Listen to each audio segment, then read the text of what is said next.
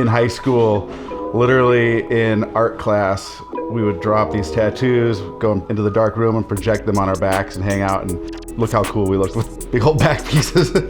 Like that was sort of like the beginning inspiration. There wasn't much for apprenticeships in Minnesota where I was at that time, but our old family friend had a shop out in upstate New York, and he told me, he's like, dude, just fly out here, stay with me for a couple months and learn to tattoo. I ended up doing that like several times a year. I'd fly out, tattoo in this hardcore street shop, just figuring it out, learning on the fly. The hardest part of tattooing is probably learning to actually draw good stuff.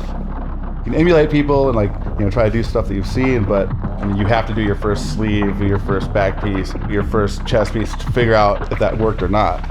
You learn how to draw better, how to create better, what fits with the body better, and I think that just takes years and years and years. You could have like a street shop and do tons of walk-ins and slaying to make a bunch of money or whatever.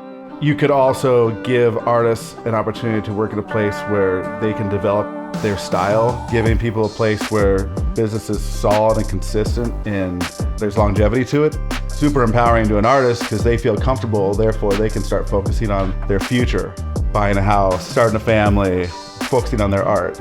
That to me is super important. I think for a lot of years I was really just maybe on overdrive of gotta work so hard to make it or to get accolades or to get respect or something like that. But you get to a point where you're like, okay, I've created enough good art. Now I can really focus on family. Like when you go home at night and you see your family, that's what drives you to work hard and support them and everything. I'm literally coaching t-ball. It's chaos. It's like 5 games a week or whatever, but I come in at like 7 in the morning and work just to make like a 2 o'clock game in the afternoon. But that's what it's all about. There was this round, a super awkward stage, this round of long hair. The hair started with the long bangs.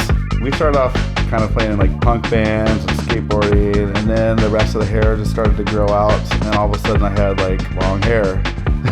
It just felt right. Connecting with the long hair dudes, such as like the fishing lures we do, or these hair ties. Anytime you do art on a different form, there's a really cool platform for creating art on hair ties and head wraps and other things. Oh cool, I get to try to create for this shape. So I think I just kind of got inspired just to see how my tattoo work and style could fit. That's a really cool way to create art, but still sticking to some traditional ways that tattoos work with the body. As a creative person, I think you have no choice. You do art, you continue to do art. Art helps people express themselves. But I think people just like looking at colors and shapes and forms, and I think we like art.